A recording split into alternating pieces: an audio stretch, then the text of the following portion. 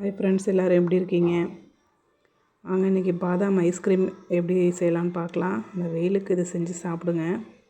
ஒரு 15 பாதாம் பருப்பு சுடுதண்ணியில் ஊற போட்டிருக்கேன். ஒரு 10 நிமிஷம் ஊறட்டும். அதுக்குள்ளே பால் ஒரு 1/2 லிட்டர் காய வச்சுருக்கேன், கொதிச்சிட்ருக்கு. இப்போ அதுக்கு 2 ஸ்பூன் கார்ன்ஃப்ளவர் மாவு, ரூம் டெம்பரேச்சரில் இருக்க தண்ணி ஊற்றி மிக்ஸ் பண்ணிக்கலாம்.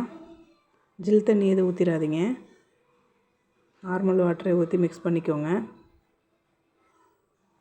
இப்போ நம்ம இந்த ஊற வச்சுருந்த பாதாமை தோல் எடுத்துகிட்டு 10 நிமிஷம் ஊறினாலே தோல் தனியாக வந்துடும்.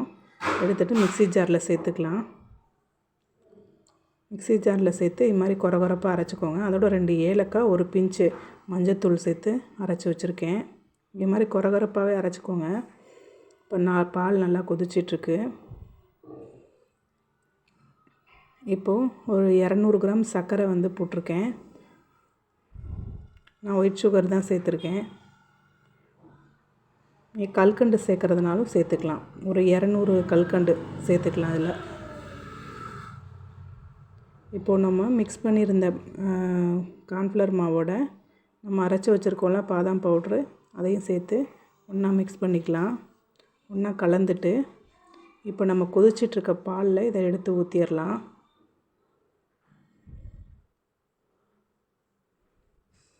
ஊற்றி நல்லா கைவிடாமல் கலக்கிடுங்க, ஏன்னா அடியில் போய் மாவு தங்கிரும். அடுப்பு சிம்மில் இருக்கட்டும். நல்லா கைவிடாமல் கலக்கிட்டுருங்க. ஃபுல்லாக எல்லாம் மிக்ஸ் ஆகி வரட்டும். நல்லா கலக்கிட்டுருங்க.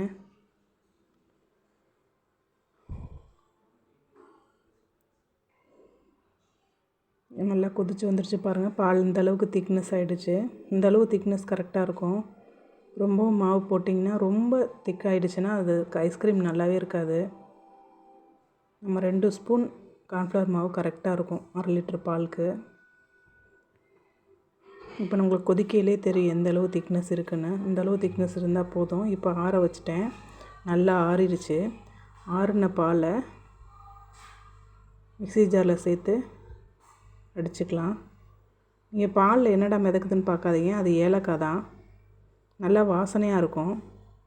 நான் 2 டைமாக போட்டு கிரைண்ட் பண்ணிக்கிறேன். கிரைண்ட் பண்ணிட்டு ஒரு பிளாஸ்டிக் கண்டெய்னரில் ஊற்றிடலாம். இப்போது நான் 2 டைமாக போட்டு அடித்து ஒரு பிளாஸ்டிக் டப்பாவில் போட்டு ஊற்றி வச்சுருக்கேன்.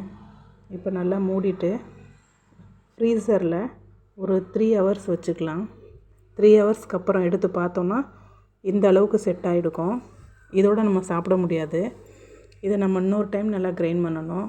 மிக்சியில் ஊற்றி 2 டைமாக போட்டு மிக்சியில் அடித்து வச்சுக்கலாம். இப்போ இந்த டைமில் ரொம்ப நேரம் அடிக்கணும்னு தேவையில்லை. பல்ஸ் மோடில் வச்சு 3-4 டைம் திருப்பினாலே போதும்.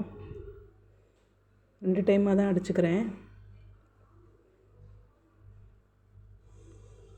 அடித்தாச்சு.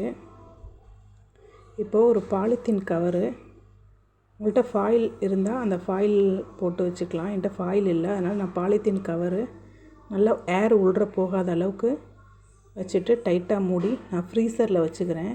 இப்போ 8 ஹவர்ஸ் ஆகட்டும். 8 ஹவர்ஸ்க்கு அப்புறம் ஐஸ்கிரீம் ரெடி ஆயிரும். எப்படி இருக்குன்னு எடுத்து பார்க்கலாம். இப்போ எனக்கு 8 ஹவர்ஸ் ஆகிடுச்சு பாருங்கள். நல்லா செட் ஆகிடுச்சு. இப்போ பாதாம் பருப்பு பொடி பொடியாக கட் பண்ணி இதில் சேர்த்துக்கிறேன் மேலே. இது நல்லா பொடி பொடியாக கட் பண்ணி சேர்த்து சாப்பிடும்போது நல்லா டேஸ்ட்டாக இருக்கும். பாருங்கள் எந்த அளவுக்கு நல்லா செட் ஆயிடுச்சுன்னு. இந்த ஐஸ்கிரீம் நல்லா டேஸ்ட்டாக இருந்ததுங்க.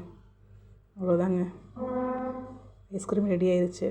இதை செஞ்சு சாப்பிட்டு பாருங்கள். இந்த வெயிலுக்கு சூப்பராக இருக்கும்.